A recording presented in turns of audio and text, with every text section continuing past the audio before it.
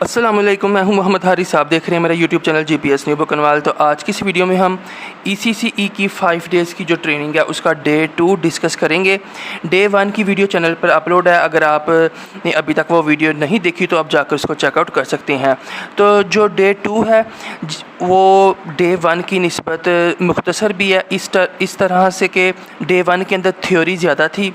हमने ईसीसीई का बैकग्राउंड सीखा, ट्रेनिंग का जो मीनिंग मफ़हूम है वो सीखा, और ईसीसीई का नाम कब जो है चेंज हुआ। पहले ये ईसीई रूम हुआ करता था, फिर हमने हेड की ज़िम्मेदारियाँ, केयर गिवर की ज़िम्मेदारियाँ और इस तरह जो थ्योरी टाइप चीज़ें थी ना वो हमने सीखी थी। तो डे 2 के अंदर हमारे पास ड्राइंग और आर्ट वर्क और जो हम आउटडोर एक्टिविटीज़ करते हैं किड्स के साथ, उसके बारे में ज़्यादा मटीरियल होगा। तो बिना टाइम ज़ाया किए हम अपनी आज की वीडियो का आगाज़ करते हैं। तो ये हमारे पास, जैसा कि आप अभी स्क्रीन पर देख सकते हैं, डे 2 है। इसमें जो दिन का आगाज़ होता है उसमें आपको जो है एक मेक सेंटेंस ये एक्टिविटी करवाई जाती है। उसमें जो है आप बच्चों को कहते हैं कि आप अपनी पसंद का कोई भी लफ्ज़ जो है ना सोचें। असल में ये चूँकि ट्रेनिंग है वो है टीचर्स की, तो ये टीचर के लिए ट्रेनिंग है। तो टीचर जो है बच्चों को सबसे पहले इस तरह से एक एग्जांपल के तौर पे बताएगा कि बच्चों ये क्या है। बच्चे बताएंगे पेंसिल, फिर वो टीचर जो है बच्चों को सिखाएगा कि इसके बारे में हम मुख्तलिफ जुमले बनाएंगे। ये मेरी पेंसिल है, ये असलम की पेंसिल है, ये आयशा की पेंसिल है, इस तरह से। तो ये फ़र्स्ट एक्टिविटी है। इसके अंदर जो है कि मैंने जो चेयर का लफ्ज़ का इंतखाब किया और उसका जुमला था please sit on that chair. अब ये ईसीसीई के बच्चों के लिए तो जुमला बिल्कुल भी सूटेबल नहीं, क्योंकि उनका अभी माइंड लेवल जो है इनिशियल स्टेज पे होता है। तो अगर आप जो है एज अ हेड टीचर या ईसीसीई टीचर ट्रेनिंग में पार्टिसिपेट करने जा रहे हैं तो आपको ये फ़र्स्ट एक्टिविटी देखने को मिलेगी। जिन टीचर्स ने पिछली वीडियो मेरी देखी थी तो वहाँ पे हमने एक एक्टिविटी का जिक्र किया था। बेसिकली ये उसकी रिवीजन है, जिसके अंदर एक क्वेश्चन था कि ड्रा आ हाउस, ठीक है ना, एक घर बनाएं। तो उसके अंदर हमने देखा था कि अक्सर जो मैंने आपको बताया था कि अक्सर टीचर्स ने वो जो एक झोंपड़ी होती है जो अक्सर बच्चे भी ड्रा करते रहते हैं वो बना दी थी। साथ में खजूर का दरख्त हो गया। तो बेसिकली जो घर है उसकी जो पिक्चर है वो एक स्पेसिफिक होती है, जैसे कि अभी आपको ये नज़र आ रही है। तो अभी आप सोच रहे होंगे कि मैंने ये कैसे बना ली, क्योंकि पिछले लेक्चर में हमने गलती कर दी थी, तो अगले लेक्चर में हमें ये चीज़ें अब याद थी। तो आगे चलते हैं हमारे पास। तो अगेन इसके अंदर हमने माउथ वाली जो एक्टिविटी है वो स्किप कर दी है, जो कि हम इस एक्टिविटी से ये सीखते हैं कि जिस बॉडी ऑर्गन को हम ज़्यादा इस्तेमाल करते हैं वो उसके अंदर निखार आ जाता है, उसके अंदर जो है रवानी आ जाती है। अभी आपने देखा कि उन्होंने बोला था कि राइट योर नेम। जो आपके मास्टर ट्रेनर थे वो आपको बोलेंगे कि राइट योर नेम। अब फर्स्ट जो इंस्ट्रक्शन है वो है राइट हैंड। आपने अपने राइट हैंड के साथ या दूसरे अल्फाज में, पहले जब आपको बोला जाता है ना कि आप अपना नाम लिखें तो उसमें कोई भी इंस्ट्रक्शन नहीं दी जाती। जब सब पार्टिसिपेंट्स अपना नाम लिख लेते हैं तो फिर ये इंस्ट्रक्शन दी जाती है कि अगर आपने ये नाम अपने राइट हैंड से लिखा है तो अब आप अपना नाम अपने लेफ़्ट हैंड से लिखें। अगर आपने ये नाम अपने लेफ़्ट हैंड से लिखा है तो अब आप अपना ये नाम राइट हैंड से लिखें। तो ये जस्ट मैंने मेंशन कर दिया कि मैंने कौन से हाथ से लिखा था। थर्ड एक्टिविटी है इसमें कि आपने अपनी पेंसिल को अपनी जो, जैसे ये मैं आपको फिंगर की मिसाल दे रहा हूँ, तो आपने जैसे ये हमारे पास बाजू है तो अपनी कोहनी जो है ना वहाँ पे ये पेंसिल को फिक्स करके तो फिर आपने लिखना है। तो ये उसमें आ गया। अब इसमें एक मुंह के अंदर रख के पेंसिल और फिर कॉपी पे लिखने वाली, लेकिन वो स्किप करवा दी गई थी। तो इस एक्टिविटी का मकसद यही था कि हम बच्चों को बचपन से ही जिस बॉडी ऑर्गन को जो है इस्तेमाल करना सिखाते हैं तो वो उनकी लाइफ का हिस्सा बन जाता है, और वो उसमें ना सिर्फ उसकी जो है स्पीड बेहतर हो जाती है बल्कि सफाई भी उसी ऑर्गन में आती है। तो अब नेक्स्ट है हमारे पास एक स्टोरी क्या चीज़ थी, क्योंकि इसमें ट्रेनिंग हम टीचर्स को दे रहे हैं। हमने टीचर को इस तरह से माइंड लेवल पर तैयार करना है कि जब वो कमरा जमात में जाएं वो एक इसको फ़र्ज़ मनसबी समझ कर जाएँ, ये एक ड्यूटी समझ के जाएँ, ना कि इस वजह से कि वो आज इस वजह से स्कूल आए हैं कि आज से 29 दिन बाद ना उनके बैंक में सैलरी आ जाएगी। अगर उन्होंने छुट्टी कर ली, 2-3 छुट्टियां कर ली तो उनको सस्पेंशन का सामना, इस तरह की आपने सोच नहीं। आपने एक फ़र्ज़ मनसबी अपनी जॉब के साथ मोहब्बत करते हुए तो अब आपके पास कोई गिला ना रहे कि हमें तो ये चीज़ों का पता ही नहीं था, तो इसी वजह से ये ट्रेनिंग है। अब इसमें स्टोरी क्या है, एक बीच है, समुद्र का किनारा समझ लें या दरिया का किनारा, वहाँ पर एक जो है पीस ऑफ क्लॉथ, कपड़ा बिछा कर एक आदमी जो है वह सुकून से लेटा हुआ है, टांग पर टांग रख कर, बिल्कुल उसने हाथ जो है खुले छोड़ रखे हैं, ऐसे रेस्ट कर रहा है। अब उसने अपने पाँव के साथ एक धागा बांध रखा है जिसके आगे एक कुंडी लगी है और वो दरिया में है। अब वो थोड़ी देर बाद चेक करता है अपनी टांग हिलाकर कि कोई मछली तो नहीं इसमें पकड़ी। अब इसमें से एक पास से आदमी गुजर रहा होता है, तो वो उससे कहता है कि आप ऐसा करो ना, ज़रा थोड़ी खड़े होकर थोड़ी आगे जाकर मछलियाँ पकड़ो, मेहनत करो ज़रा, ताकि तुम्हारे पास जल्दी मछली पकड़ी जाए, ज़्यादा मछलियाँ पकड़ी जाएँ, तो फिर ज़्यादा मछलियाँ पकड़ोगे तो तुम्हें फ़ायदा हो जाएगा। अब वो पूछता है कि ज़्यादा मछलियाँ पकड़ूंगा तो मुझे क्या फ़ायदा होगा। वो कहता है ज़्यादा मछलियाँ पकड़ोगे तो तुम उसे बाज़ार में जाके बेचना, तुम्हें ज़्यादा पैसे मिलेंगे। जब ज़्यादा पैसे मिलेंगे तो तुम ये जो धागे हैं ये ज़्यादा ख़रीद के लेके आना, ठीक है। आगे से तुम इसकी वो स्टिक्स जो है फ़िश स्टिक वो ज़्यादा ख़रीद के ले आना। तो वो कहता है जब मैं ज़्यादा ये कुंडियाँ और धागे ले आऊँगा फिर क्या होगा। तो फिर वो कहता है अगर आज तुमने 5 या 6 मछलियाँ पकड़ी हैं तो फिर तुम उनको बारी बारी लगा देना यहाँ पर और उनकी निगरानी करना, तो फिर तुम जो है 30 से 40 मछलियाँ पकड़ लोगे और इसको बढ़ाते रहना। तो वो कहता है मैं इस तरह बढ़ाता रहूँगा फिर क्या होगा। तो वो कहता है बढ़ाते रहोगे तो फिर तुम्हारा एक तरह से ये बिज़नेस बढ़ जाएगा और तुम दिनों में जो है ना सैकड़ों की बजाय हज़ारों और हज़ारों की बजाय लाखों कमाना शुरू हो जाओगे। तो वो कहता है फिर क्या होगा। तो वो कहता है फिर जब लाखों तुम कमा लोगे ना तो फिर तुम्हारी ज़िंदगी बड़ी सुकून वाली हो जाएगी। फिर तुम जो है अपने हर ज़रूरत पूरी कर सकते हो, तुम अपना आलीशान घर बना सकते हो, घर को बेहतर कर सकते हो और जो है ना अपनी ज़िंदगी को जो है अपने पैसों को इस्तेमाल करते हुए टांग पर टांग रख के सुकून से जो है ना एंजॉय कर सकते हो। तो वो उसे कहता है अब मैं क्या कर रहा हूँ, यानी कि अभी भी तो वो टांग पर टांग रख के ही तो एंजॉय ही कर रहा था ना। तो मकसद ये है कि जस्ट आपका स्कूल में दिन चढ़ा, आप स्कूल आए, अटेंडेंस में हाज़िरी लगाई, छुट्टी हो गई, घर चले गए, तो ये आपका मकसद नहीं है, ठीक है। आपकी जो क्योंकि सबसे पहले हमने अपनी सोच को बदलना है ना, क्योंकि अगर मैं सुबह स्कूल आया हूँ, ठीक है ना, और मैंने परफ्यूम लगाई है, मैंने कल नया जो है अपना लिबास ख़रीदा था वो मैंने पूरे स्टाफ को दिखाया है, ठीक है, और मैं क्लास में गया हूँ, बच्चों से मैंने गुड मॉर्निंग सर या गुड मॉर्निंग टीचर सुना है और बैठ गया और मैं कह रहा हूँ everything is fine, why should I do to follow the instructions और ऑनेस्टी एक्सेट्रा। तो क्यों मैं ऐसा करूँ। तो इसमें यह कि आपकी जो है दिन वैसे भी गुजर जाएगा, लेकिन अगर आप एक डेडिकेशन घर से एक लेसन प्लानिंग के साथ मनसूबाबंदी के साथ आएंगे तो उसमें क्या है कि अदारे की बेहतरी है, आपकी जो अपना हसूल रिज़्क़ को हलाल है, तो ये सारी बातें इसमें आ जाती हैं। तो ये मैंने स्टोरी का सुनाने का मकसद ये था कि जो है आपका एक एम होना चाहिए। लाइफ तो वैसे भी गुजर जाएगी, दिन जो है आपका स्कूल में क्लास में वैसे भी गुजर जाएगा। तो इसके बाद माइक्रो टीचिंग का कॉन्सेप्ट है कि आपने छोटी छोटी चीज़ों पर फोकस करना है, उनको इग्नोर नहीं करना, ठीक है ना। हर छोटी बात, अगर बच्चा गुमसुम बैठा है और आप कह रहे हैं चलो कोई बात नहीं रात को सोया नहीं होगा, आपने खुद ही अजम्पशन कर ली और आप दूसरे बच्चों के साथ बिज़ी हो गए, तो आपने हर उसके भी ज़रूरत मालूम करनी है। तो ये सारी बातें उसमें आ जाती हैं। आगे चलती हैं तो हमारे पास अब ये बेसिकली ये जो है ना तकरीबन 1 से 1.5 घंटे की एक्टिविटी है, ठीक है।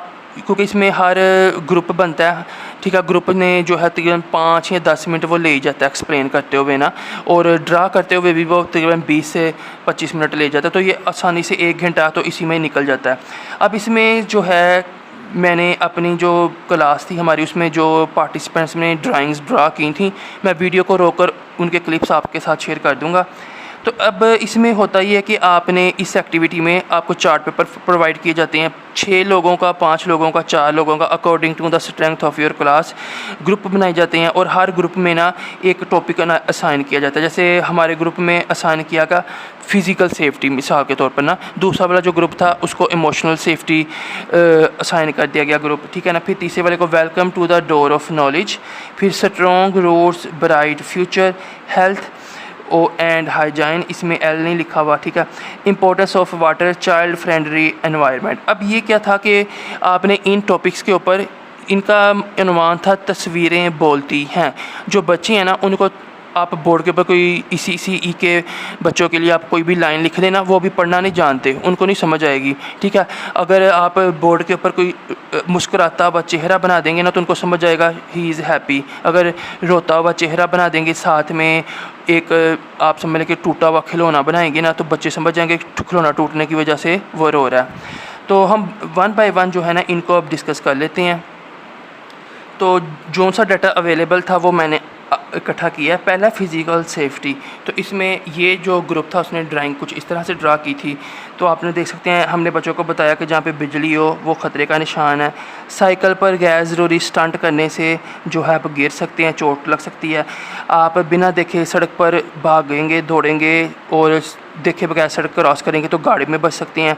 सीढ़ियों पर चलते हुए गैर ज़रूरी तौर पर जंपिंग करते हैं, जो है बेदहानी करते हैं, तो आप यहाँ पे फिसल सकते हैं। इसी तरह अगर आपको स्विमिंग नहीं आती, तैरना नहीं आता, तो गैर ज़रूरी तौर पर आप पानी में जाने से गुरेज करें। अब इस ग्रुप में ये लेकिन इसमें 1-2 बातें, क्योंकि हम ECCE लेवल पे कर रहे हैं, तो आप छोटे बच्चों की मज़ीद अपने तौर पे, क्योंकि इसमें क्रिएटिविटी है ना, हर शख्स का, हर मेंबर का अपना अपना माइंड है, तो आप फ़िज़िकल सेफ्टी बच्चों की से रिलेटेड जो है मज़ीद भी इसमें अपने तौर पर ड्राइंग ड्रा कर सकते हैं।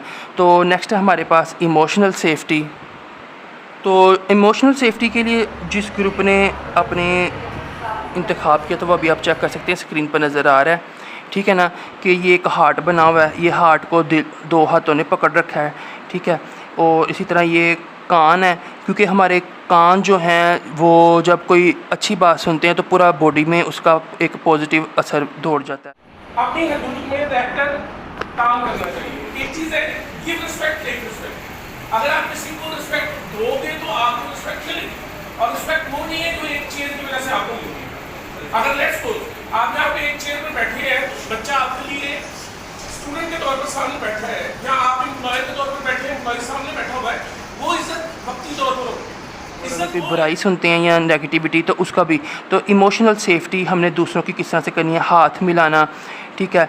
और इस तरह से ये एक बैरियर सा लगा हुआ है कि अक्सर टीचर कह देता है कि चलें जी ये अब हम ना बोर्ड साफ़ करते हैं, और चलो आमना आप आओ बोर्ड साफ़ करते हैं, और आप अगले दिन भी आमना ही को कहते हैं, ठीक है। यहाँ आपने वो जो खिलौने टॉयज़ थे उनको दोबारा से इकट्ठा करके रैक में रखना है, तो आप कहते हैं कि जो तनवीर बेटा आप आ जाओ, और खिलौने अगले दिन भी आप तनवीर को ही कहते हैं। असल में ये कोई बर्डन नहीं था, ये पूरी क्लास में लाइका कि हम किस तरह से रिस्पेक्ट देते हैं बच्चे को, और एक ही बच्चे को हम फोकस में रखते हैं, नहीं ये तो तनवीर ही करेगा, ये बस तनवीर।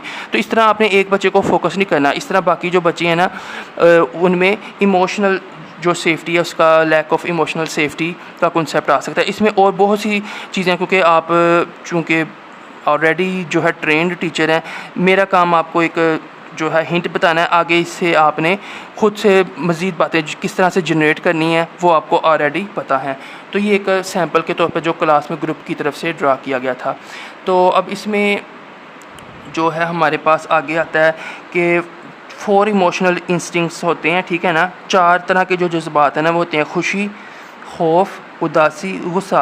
अगर आप किसी को अप्रिशिएट करेंगे तो वो खुश हो जाएगा, ठीक है। अगर आप बार बार रोक टोक करेंगे, ये क्या किया तुमने, कल भी तुमने चौक गिरा के तोड़ दिया था और आज भी तोड़ दिया है, और ये क्या किया तुमने आज, फिर आपने एक नया ब्लॉक तोड़ दिया, आपने शीशे का गिलास गिरा दिया है, तो वो खौफज़दा हो जाएगा। या फिर किसी बच्चे ने आपने बोला कि बेटा आप इस चीज़ का आंसर करो, उसको नहीं आया।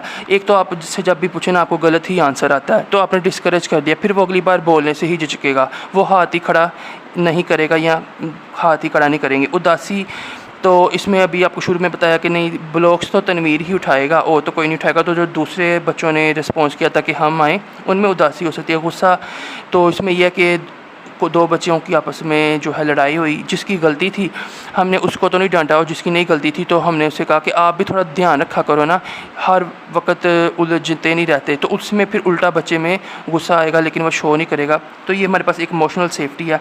आगे हमारे पास जो टॉपिक था, welcome to the door of knowledge, welcome to the door of knowledge.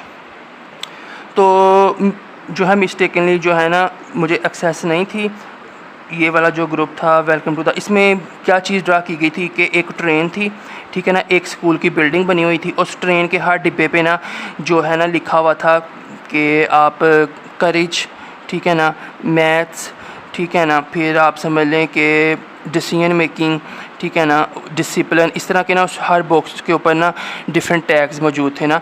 तो ये जो है ये जो टैग्स थे ना, साथ में इसमें एक डोर था, तो वो स्कूल में ट्रेन जा रही है और उसमें कंसेप्ट दिया गया है कि ये जो बॉक्सेस के ऊपर टाइटल्स हैं ना, जब ये ट्रेन स्कूल में जाएगी तो बच्चे ये वाली चीज़ें गेन कर लेंगे। तो ये एक कंसेप्ट है जो क्लास में जनरेट किया गया। इसकी पिक्चर मैं जो है वो नहीं ले पाया।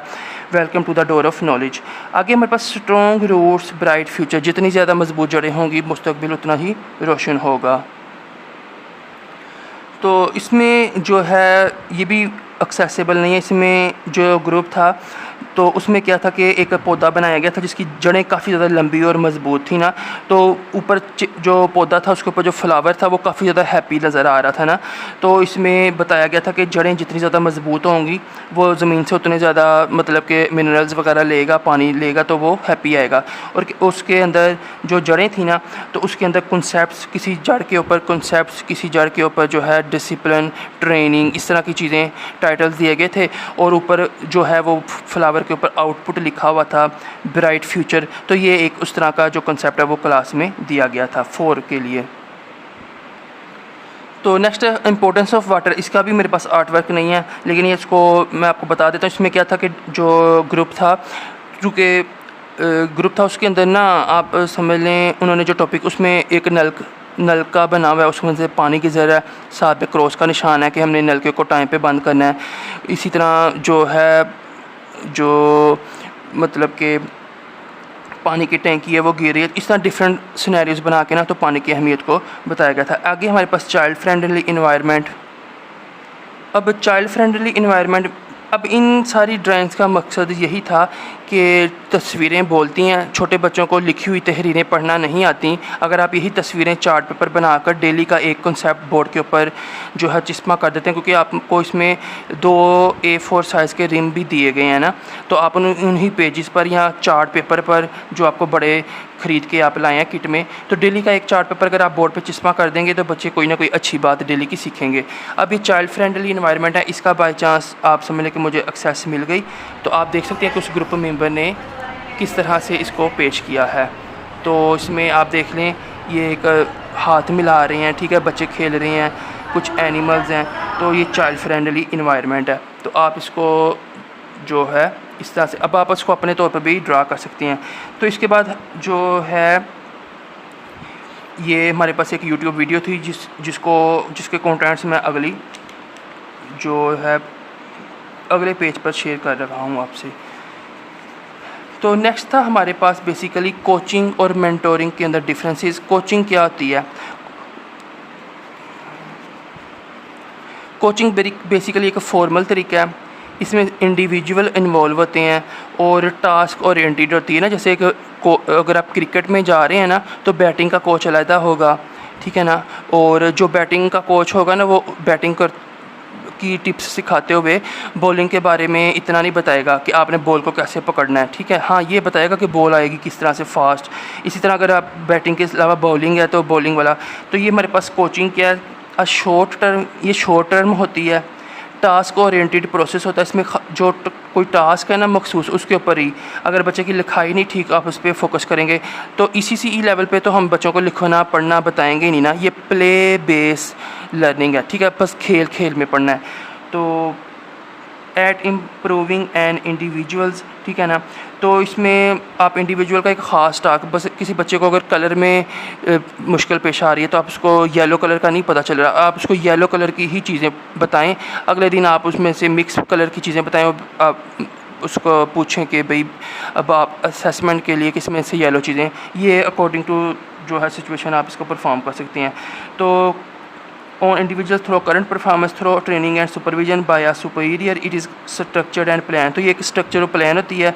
मेंटोरिंग में क्या होता है कि ये इनफॉर्मल है, ठीक है ना। इसमें आप इनफॉर्मल तरीके से मेंटोरिंग करते हैं, पर्सनल होती है और कैरियर बेस्ड होती है, रिलेशनशिप बेस्ड होती है, जैसे माँ।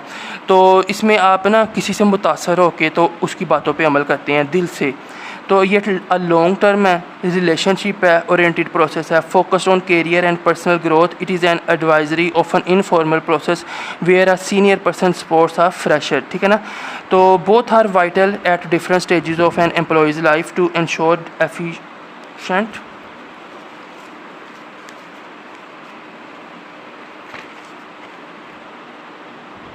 To ensure efficiency and organisational development. तो इसका आप स्क्रीनशॉट लेकर आप इसको मज़ीद भी पढ़ सकते हैं। तो आगे चलें तो हमारे पास एज अ हेड टीचर जो रोल्स हैं ना, तो उसमें मोनीटर का लफ्ज़ है और मेंटोर है और कोचिंग है। मोनीटर क्या है? ऑब्ज़र्वर। आप जो है ECCE रूम में जाएंगे और आप देखेंगे क्या ECC के जो मतलब चीज़ें हैं, किट्स की आइटम्स हैं, वो रैपर्स में तो नहीं पड़ी हुई, ठीक है ना। आप ऑब्ज़र्व करेंगे, इसका मतलब ये है कि रैपर्स में मौजूद है तो वो इस्तेमाल ही नहीं हुई, ठीक है। इसी तरह कॉर्नर को आप ऑब्ज़र्व करेंगे, ठीक है ना। ऑब्ज़र्व का मतलब है बस आपने देख लिया, जो अच्छाइयाँ थी वो भी नोट कर ली, जो कमियाँ थी वो भी नोट कर ली।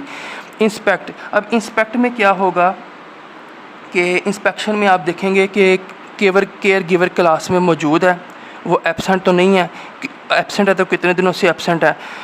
कॉर्नर सारे सेट हैं, 6 कॉर्नर होने चाहिए जिसके बारे में हम नीचे पढ़ेंगे।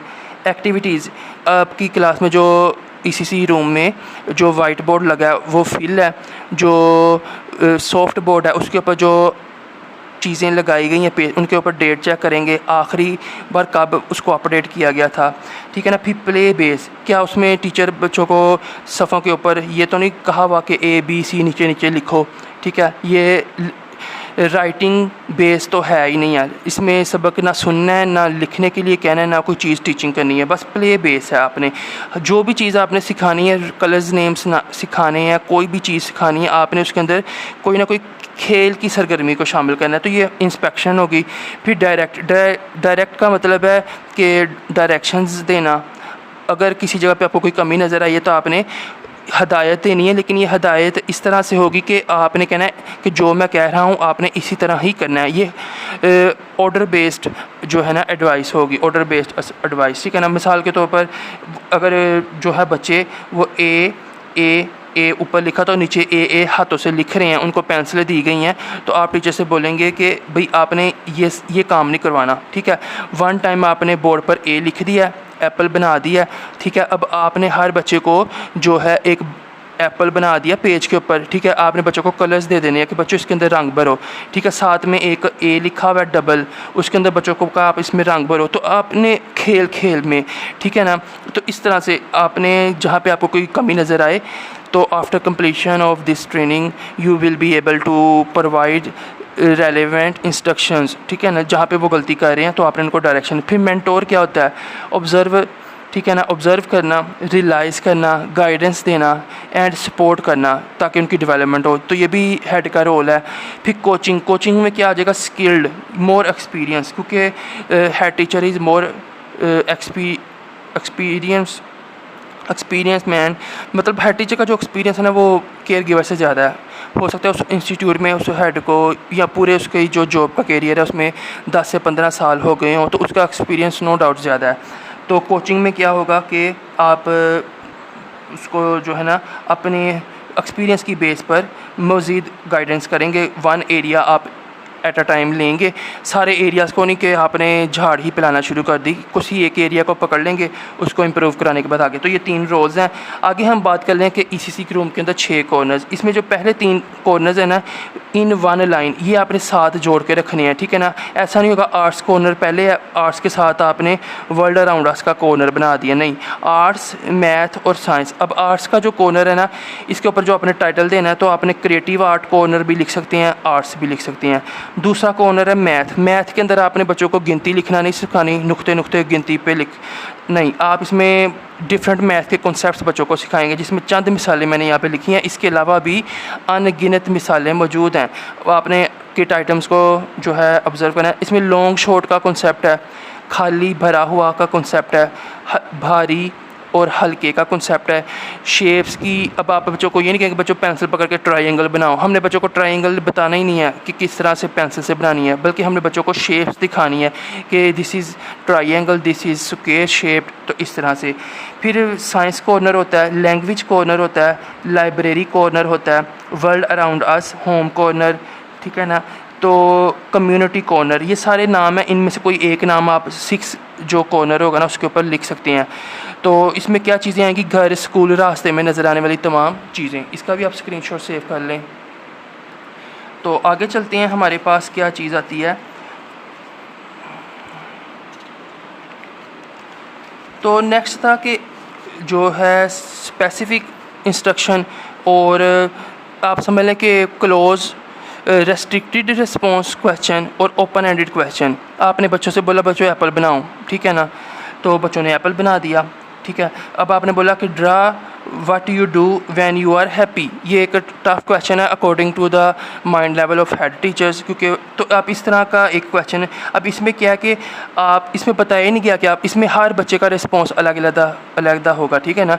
मिसाल के तौर पे आपने बच्चों को पूरा महीना प्रैक्टिस कराई, ठीक है, कलर्स नेम याद करवाए, फिर अब आपने कह दिया कि बच्चों आपके पास आधा घंटा है, पहले 15 मिनट में हर बच्चा जो है ना अपनी कॉपी पे मैंगो बनाएगा, ठीक है। हम मैंगो बना लिया, फिर आपने कहना बच्चा अपनी कॉपी पे ऐसी चीज़ बनाएगा जिसके अंदर रेड कलर होता है, जिसके अंदर रेड कलर। अब पहली जो एक्टिविटी होगी ना वो बच्चे, इसमें कोई चीटिंग का कॉन्सेप्ट नहीं, बच्चे एक दूसरे को देखेंगे, टीचर की मदद से जो है ना एप्पल या मैंगो जो भी है ना वो ड्रा कर लेंगे। अब दूसरी एक्टिविटी में बच्चों आपने वो चीज़ जिसके अंदर रेड कलर हो, जिसके अंदर पर्पल कलर हो, अब इसके अंदर हर बच्चा जो है ना पूरे माह या पूरा हफ्ता जो उसने सीखा होगा ना, तो कोई बच्चा सर्कल बना के उसमें पर्पल कलर कर रहा है, ठीक है ना, कोई बच्चा जो है आप समझ लें स्टार बना के, कोई बच्चा बैलून बना रहा है, तो इसमें डिफरेंट रिस्पॉन्सेज आएंगे।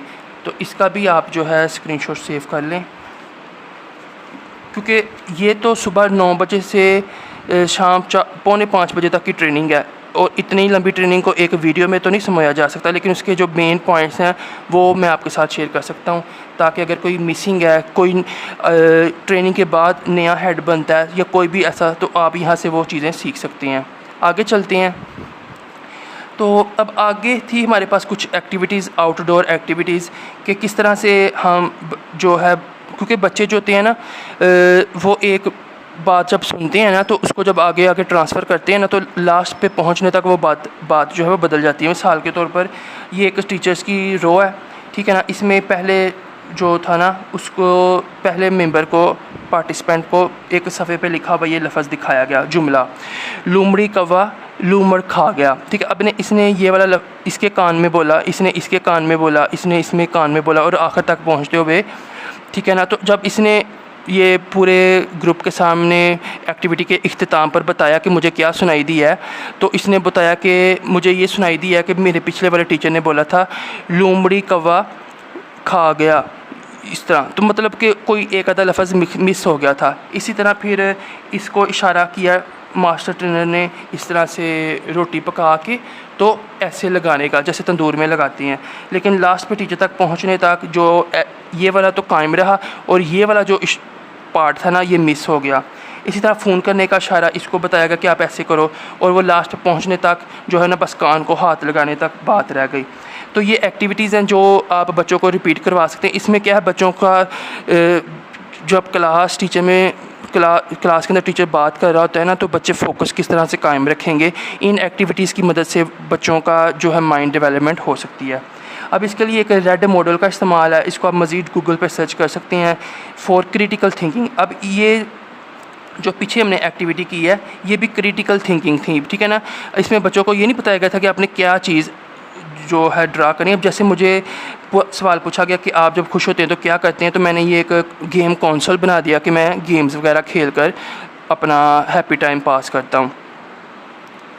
अब क्रिटिकल थिंकिंग थी वो, ठीक है ना। अब इसमें क्रिटिकल थिंकिंग में हमारे पास रेड मॉडल होता है, आर का मतलब है रिकग्नाइज अजम्पशन, ठीक है ना। आपने पहले उसको अजम्पशन को रिकग्नाइज करना है, इवेलुएट अजम्पशन और ड्रा कंक्लूजन, ठीक है। जैसे इसके अंदर हमने देखा था कि सबसे पहले हमने अजम्पशन को रिकॉग्नाइज़ किया। रिकॉग्नाइज़ करने के बाद हमने उसमें इवैल्यूएशन की कि हम क्या चीज़ इसमें इनपुट करेंगे, और उसके बाद जो है हमने अपना ड्रा कर दिया। अब क्लासरूम मैनेजमेंट में आगे एक जो डिस्कशन थी डे 2 के एंड पर, जिसके अंदर हमने 2 बातें जो है वो फोकस में रखी। पहला था डिसिप्लिन। अगर किसी क्लास में डिसिप्लिन नहीं है तो उसमें क्लासरूम मैनेजमेंट का तस्वर भी मौजूद नहीं होगा। ठीक है, अगर बच्चे चेयर्स को टांगे मार रहे हैं, क्योंकि ईसीसी के बच्चे छोटे हैं मान लिया, लेकिन इसका मकसद ये नहीं है कि आप उनको जैसे आम बच्चे गली मोहल्लों में पत्थर फेंकते हैं, पटाखे, इस तरह की बातें क्लास में भी करें। तो आप जो बच्चे मतलब डिसिप्लिन हो, ठीक है, आपने बच्चों को डायरेक्ट करना है, आपने टॉयज़ लिए हैं तो वो मतलब कि दूर दूर नहीं फेंकने, किस तरह से, ये सारी बातें इसमें आ जाती हैं। सिटिंग अरेंजमेंट बहुत ज़रूरी है क्लास में। हर बच्चा जहाँ पे भी मौजूद हो उसके पास रोशनी और हवा पहुँच रही हो, ठीक है ना, गुजरने का रास्ता। तो ये आप ऑलरेडी इन दोनों टॉपिक्स को जानते हैं मुझसे ज़्यादा, तो ये जस्ट आपको एक गाइडेंस है कि क्लासरूम मैनेजमेंट में आपने इन 2 बातों को मद्देनज़र रखना है। और ये चूँकि ECCE की ट्रेनिंग है तो उसी के अकॉर्डिंग आपने पॉइंट्स।